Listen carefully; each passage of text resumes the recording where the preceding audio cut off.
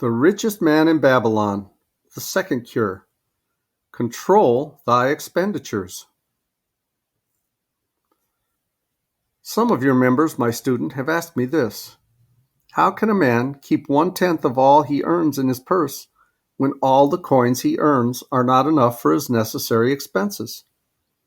So did Arcad address his students upon the second day. Yesterday, how many of thee carried lean purses? All of us, answered the class. Yet thou did not all earn the same. Some earn much more than others. Some have much larger families to support. Yet all purses were equally lean. Now I will tell thee an unusual truth about men and sons of men. It is this, that what each of us calls our necessary expenses will always grow to equal our income unless we protest to the contrary. Confuse not the necessary expenses with thy desires.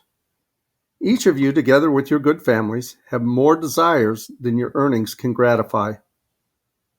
Therefore are thy earnings spent to gratify these desires insofar as they will go. Still thou retainest many ungratified desires. All men are burdened with more desires than they can gratify. Because of my wealth, thinkest thou I may gratify every desire? 'Tis a false idea. There are limits to my time. There are limits to my strength.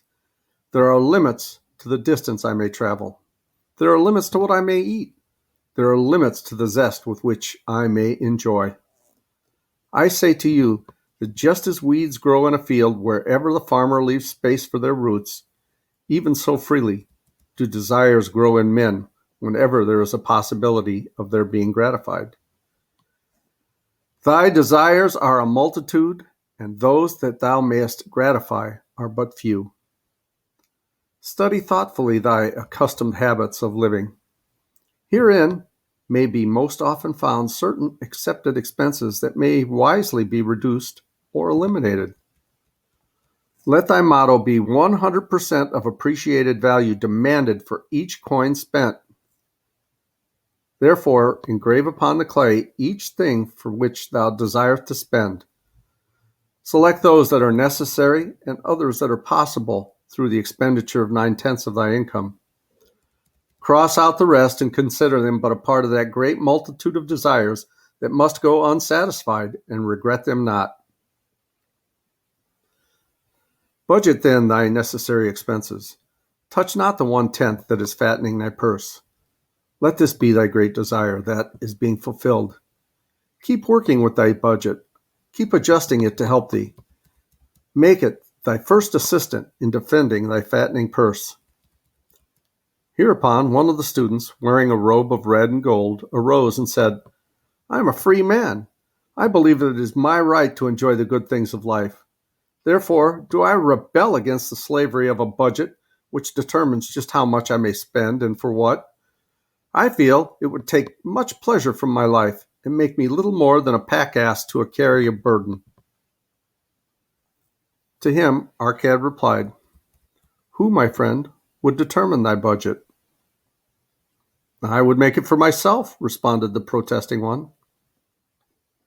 In that case, were a pack-ass to budget his burden, would he include therein jewels and rugs and heavy bars of gold? Not so. He would include hay and grain and a bag of water for the desert trail. The purpose of a budget is to help thy purse to fatten. It is to assist thee to have thy necessities and, insofar as attainable, thy other desires. It is to enable thee to realize thy most cherished desires by defending them from thy casual wishes. Like a bright light in a dark cave, thy budget shows up the leaks from thy purse and enables thee to stop them and control thy expenditures for definite and gratifying purposes. This, then, is the second cure for a lean purse. Budget thy expenses that thou mayst have coins to pay for thy necessities, to pay for thy enjoyments, and to gratify thy worthwhile desires without spending more than 9/10 of thy earnings.